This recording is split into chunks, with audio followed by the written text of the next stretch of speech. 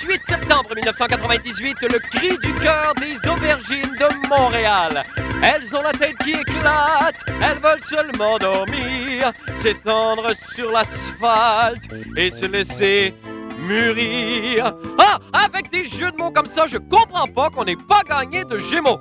Agression sexuelle, 57,9% d'entre elles ont lieu à la maison, 7,5% dans les édifices commerciaux et l'autre 34,6% au bureau même où je me trouve. Toi, lâche-moi, baptême!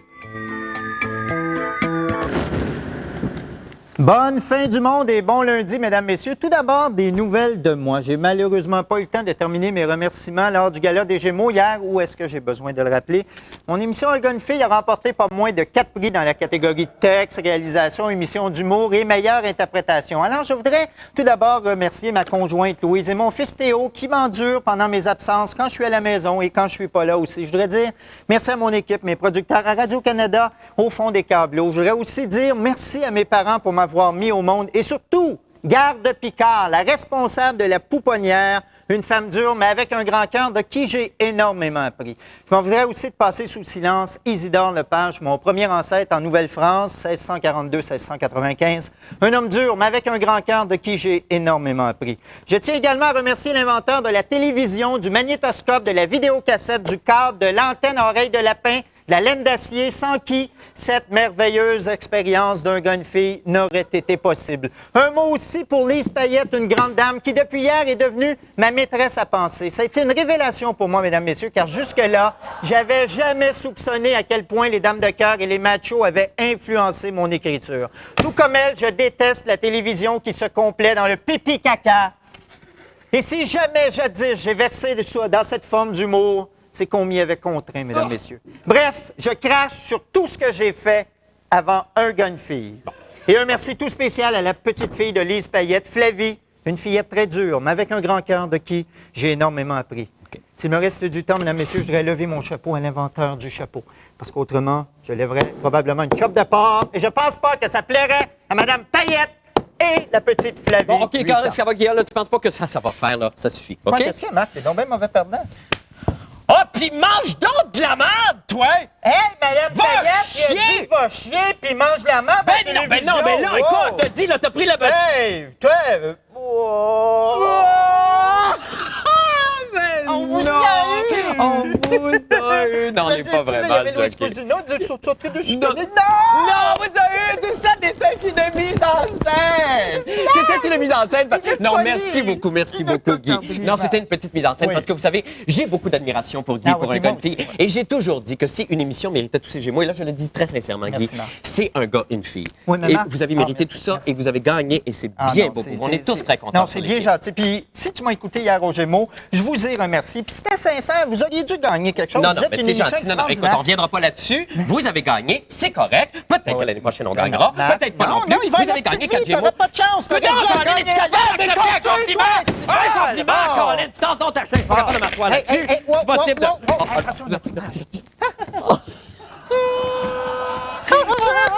c'était une blague! Oui, c'est mon ami, oui! Non, sérieusement, c'était encore une mise en scène. Oui. Non, merci encore beaucoup d'être venu, Guy. Puis je sais que tu as de la misère parce que tu as un fond typiquement québécois à accepter les honneurs, à accepter les récompenses. Hier, toi, parlant de ça? Ben hier, c'était la fête de mon fils qui a eu 13 ans. Alors, on a fait une petite fête. Bon, on est resté en famille. Pourquoi tu n'étais pas là quand même? Ben non, j'étais pas là parce que je fêtais mon fils. Je peux pas être à deux places en même temps, Guillaume. Franchement, les gens voulaient me voir. Ben oui, les gens voulaient me voir. Les gens voulaient me voir. T'es là 2 secondes, t'apparais à l'image 2 secondes. Puis là, bon, mais c'est pas grave. En plus, j'avais un début de grippe. Arrête donc. T'aurais dit que là, le monde t'aime, ils te mettent en nomination. Tu fêtes ton fils, bol. Ben non, mais écoute, en plus de ça, j'avais un problème. Je suis professionnel. J'avais un petit début de grippe. J'ai dit que ça serait plus simple de rester à la maison et de soigner ma grippe parce que ben oui, mais pour moi, c'est important, la famille, ça, Guillaume. Mais quand je me retrouve à la TV, à la nomination, j'y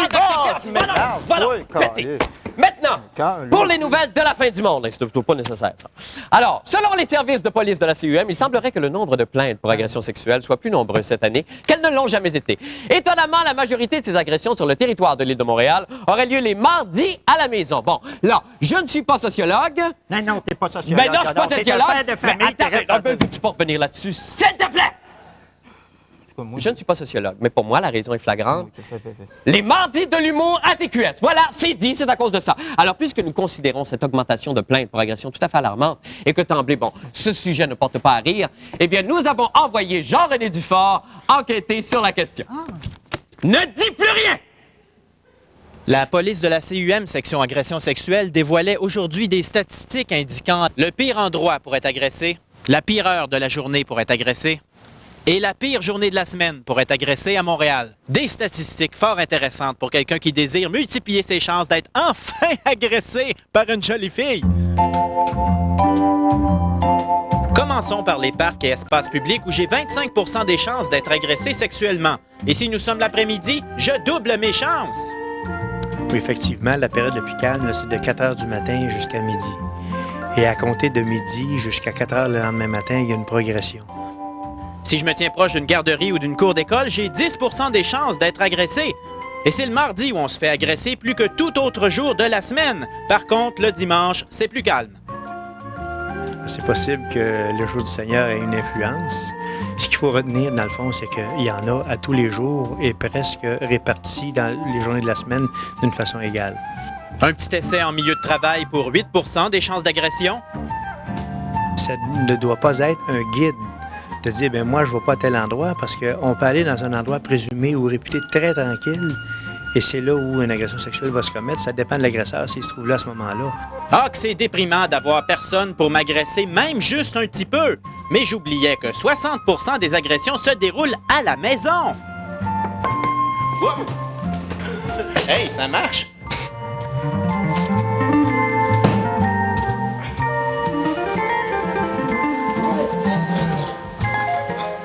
C'est Jean-René Dufort.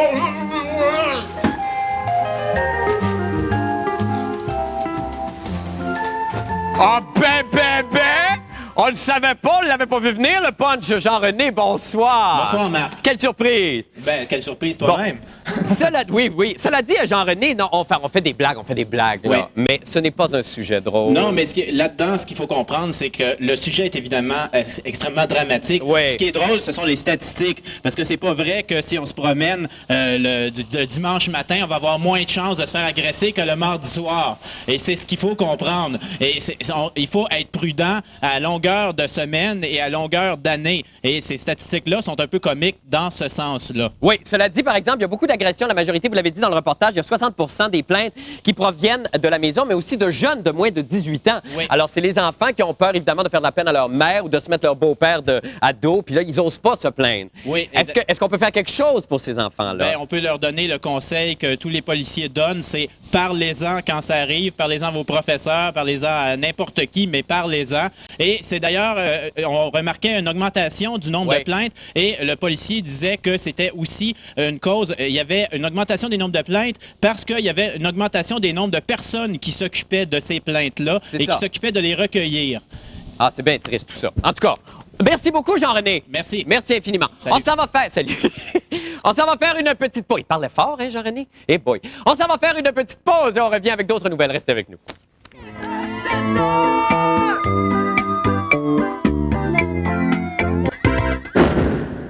Papa, c'est quoi les Gémeaux? C'est un gala. Et c'est quoi un gala? C'est une fête. Une fête de quoi? C'est la fête du papier de toilette puis des cotex maudites niaiseuses. Puis appelle-moi pas papa, on t'a jamais voulu, on était sous. Ah, que ça fait du bien. La fin du monde en bref. Eh bien, l'une des pires calamités naturelles à frapper les États-Unis depuis plusieurs décennies fait toujours rage au moment où on se parle. L'ouragan George, qui sévit dans le golfe du Mexique et qui menace maintenant la Nouvelle-Orléans, est accompagné de vents et de pluies terribles qui forcent toute la population à demeurer en état d'alerte au moins jusqu'à mercredi. Les gens se barricadent dans leur logis, les commerces sont pris d'assaut, partout on stocke des réserves de conserves, de pain, de lait, d'eau potable afin de se préparer au pire. Mon Dieu, je me mets à parler la française. Certains, plus téméraires, trouvent exagérées toutes ces précautions, comme on voit sur ces images.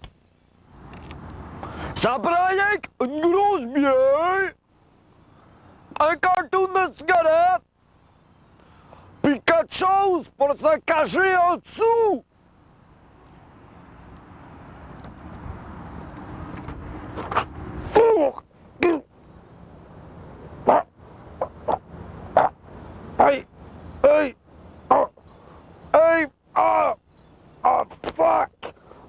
oublié mes allumettes. Shit! Aïe!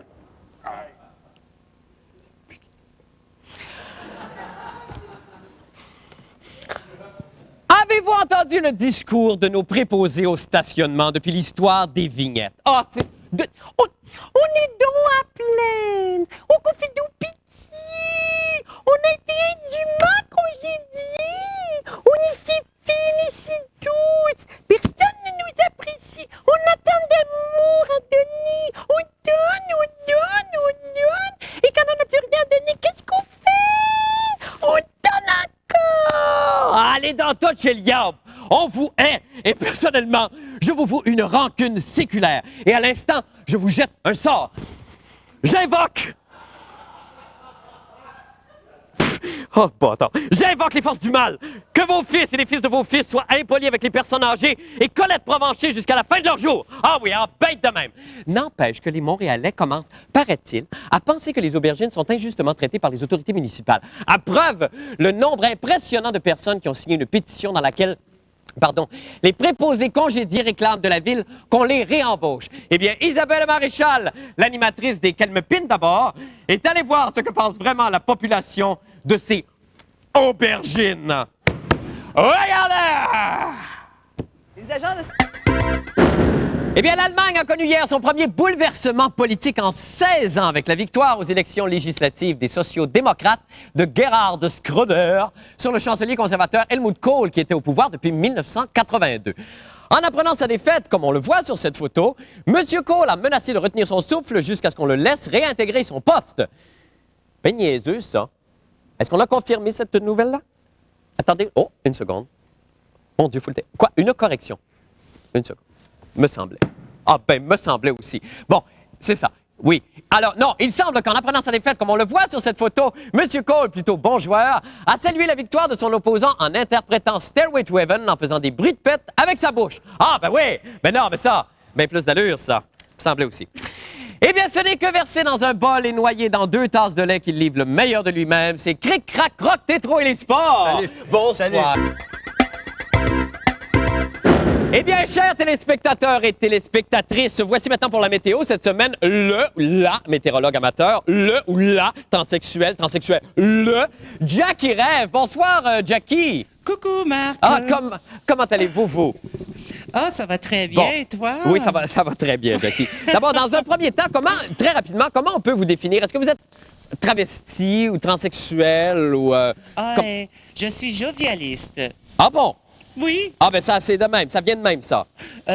on est né comme ça ou on ne l'est pas. On peut pas devenir... OK. Alors, dans un premier temps, parce qu'il reste très peu de temps, je pense que vous avez un message à donner à un membre de l'équipe. Envoyez un membre de l'équipe. Oui. Patrick Masbourian. Oui. Je t'aime. Bon. Tu es le plus galant et le plus grand des chevaliers que j'ai pu connus. Bon, c'est magnifique. Oui, Rapidement, Jackie, est-ce qu'on peut y aller avec la météo? Oui, certainement. Alors, cette nuit, il y aura 7 degrés Celsius avec OK. un vent de 15 km/h. Puis demain, rapidement? Et demain, un maximum de 19 degrés Celsius avec un minimum de 7 degrés Celsius Merci, avec Jackie. une possibilité de précipitation.